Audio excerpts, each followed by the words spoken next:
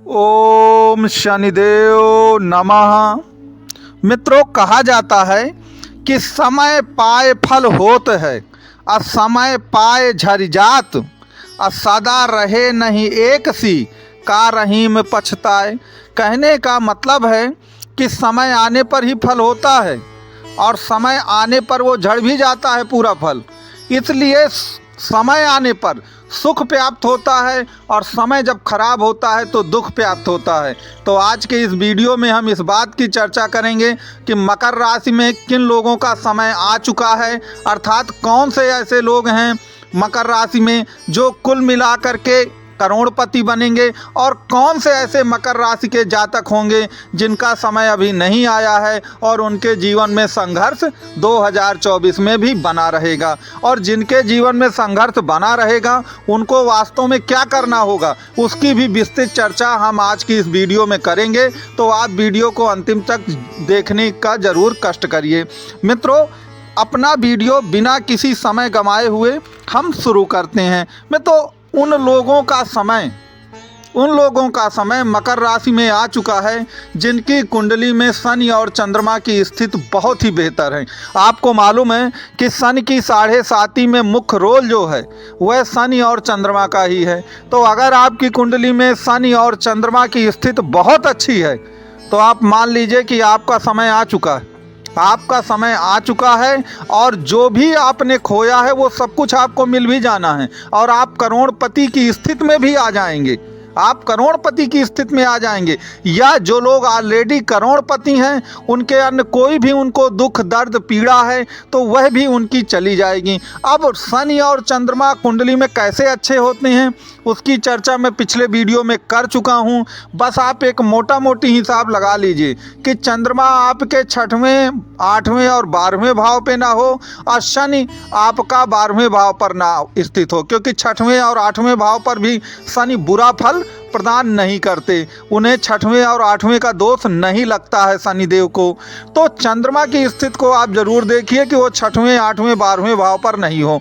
लेकिन फिर भी जिन जातकों की कुंडली में चंद्रमा 6वें 8वें या 12वें भाव पर विराजमान है वो वास्तव में चंद्रमा को ठीक करने के लिए क्या करें, उसके लिए मेरा ये नंबर दिया गया है, आप इस नंबर पे कांटेक्ट कर सकते हैं। दूसरी बात, एक चीज़ याद रखिएगा कि कुंडली का जो द्वितीय भाव होता है और एकादश भाव अर्थात 11वां भाव और दूसरा भाव वो धन के भाव होते हैं। तो एकादश भाव का स्वामी मंगल है और दूसरे भाव का स्वामी गुरु है, यही इनकम और धन के स्वामी होते हैं। तो कुंडली में इनकी स्थिति क्या है उसमें भी खास तौर पर मंगल की स्थिति बहुत इंपॉर्टेंट रखती है। मंगल की स्थिति इतनी ज़्यादा जरूरी क्यों है अच्छी, क्योंकि आपकी जो मकर राशि है वो घनिष्ठा नक्षत्र से मिलकर बनी है। आपकी मकर राशि जो होती है वो घनिष्ठा नक्षत्र से मिलकर के बनी है और घनिष्ठा जो है मंगल का नक्षत्र है। और मंगल मकर राशि की कुंडली में एकादश भाव अर्थात आपके इनकम के भाव का स्वामी भी है, आपकी इच्छाओं की पूर्ति का भी स्वामी है और घनिष्ठा नक्षत्र से आपकी राशि भी बनी हुई है। इसलिए मंगल की पोजीशन कुंडली में बहुत इंपॉर्टेंट हो जाती है। तो अगर आपकी कुंडली में मंगल की जो पोजीशन है वह अगर बेहतर है तो फिर आप मान लीजिए कि आपका समय आ चुका है और आपको आगे बढ़ने से कोई नहीं रोक सकता। अब फिर वही बात आ जाएगी कि मंगल की पोजीशन को देखें कैसे, इन पर मैं पहले चर्चा कर चुका हूं। लेकिन मंगल की पोजीशन में एक चीज़ याद रखिए कि मंगल आपका 12वें और 8वें नहीं होना चाहिए। 6वें भाव का मंगल बेटर माना जाता है, अच्छा माना जाता है। तो आप केवल इतनी जानकारी रख लें, अगर मान लीजिए किसी जातक की कुंडली में मंगल नीच का है या वो 12वें बैठ चुका है या वो शत्रु नवांश में चला गया है या डिग्री वाइज वो बाल्यकाल या मृत अवस्था या वृद्धावस्था में चला गया है तो आप कुल मिलाकर उसके लिए दिए गए नंबर पे संपर्क कर सकते हैं। तो दूसरी बात, दूसरा रूल मैंने आपको बता दिया कि आपको मंगल की पोजीशन को देखना पड़ेगा। तीसरी बात यहाँ पर याद रखें कि मकर जो राशि है या मकर लग्न है उसमें योगकारी ग्रह शुक्र होता है, क्योंकि शुक्र आपके 5म भाव का भी स्वामी है जो कि सफलता का घर होता है और शुक्र आपके 10म भाव का भी स्वामी है जो जॉब प्रोफेशन का भाव होता है।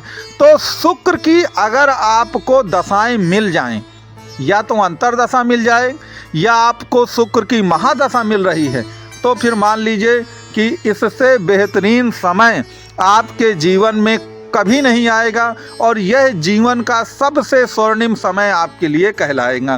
तो अगर ये चीज़ें हैं तो निश्चित तौर पर आपका समय आ चुका है और 2024 में करोड़पति बनने का जो मार्ग है वो प्रशस्त हो चुका है।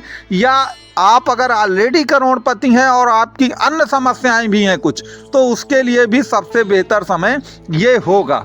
अब इसके सिवा और भी बहुत सारी परिस्थितियां हैं, लेकिन उन पर चर्चा करने से वीडियो बहुत लंबा हो जाएगा। अब हम उन बातों पे चर्चा करें कि किन लोगों का समय नहीं आया है।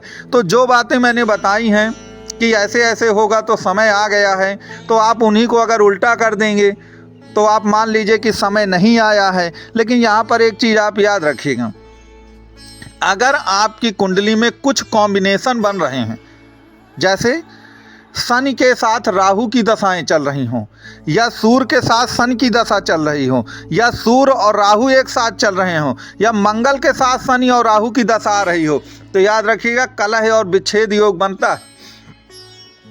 कलह और विच्छेद योग बनता है और उसमें निश्चित तौर पर आपको कुछ न कुछ सफ़र करना पड़ सकता है। अब जो भी सफ़र आपको करना पड़ेगा, कष्ट मिलेगा, उसके लिए क्या उपाय हैं, अब ये है कि वह उपाय की विस्तृत चर्चा कर पाना वीडियो में संभव नहीं हो पाता है। आप उस बात को समझिए, इसीलिए मैंने नंबर यहाँ पे स्क्रीन पे आपको दिया गया है, आप यहाँ पे कांटेक्ट कर सकते हैं। दूसरी एक चीज़ और याद रखिएगा कि जिन लोगों की कुंडली में गुरु या मंगल नीच के हैं, उनके लिए समस्या हो सकती है 2024 में भी। जिनकी कुंडली में गुरु या मंगल नीच के हैं, उनके लिए कुछ समस्याएं अभी भी पैदा हो सकती हैं, इस बात को आपको याद रखना है। और मकर राशि या मकर लग्न की अगर कुंडली है तो उसमें सूर्य की स्थिति जो होगी वह एक प्रकार से आपके लिए, अगर सूर्य कुंडली में आपके खराब हैं या सूर्य कुंडली में आपके ठीक नहीं है, क्योंकि सूर्य जो है अष्टम भाव का स्वामी होता है। अब मकर राशि के लिए सबसे बुरा ग्रह सूर्य ही होता है, अष्टम भाव का स्वामी है, इसलिए सूर्य सबसे ज़्यादा बुरा ग्रह कहा गया है। तो अगर सूर्य की दशाएं मिल जाएं, या सूर्य की अंतर दशा मिलती है, या सूर्य कुंडली में किस भाव पर नीच के बैठे हैं, ये सब परिस्थितियां कुल मिलाकर ऐसी हैं जो वास्तव में ठीक नहीं कही जाएंगी। अब इसके लिए यही है कि आपकी कुंडली में कौन से ग्रह कितने बलवान हैं, कितने सशक्त हैं, क्या स्थिति है, यह तो कुंडली देख करके ही उपाय बताए जा सकते हैं। लेकिन फिर भी कुल मिलाकर के आप ओम सन शनिश्चराय नमः करके इसका जाप जरूर करें, एक माला, तो निश्चित तौर पर इससे आपको लाभ होगा। मित्रों, आप ये ज़रूर बताइएगा कि आपको वीडियो कैसा लगा। इसके बारे में जो भी कमियां हों आप कमेंट बॉक्स में ज़रूर लिखिए। आपका दिन मंगलमय हो।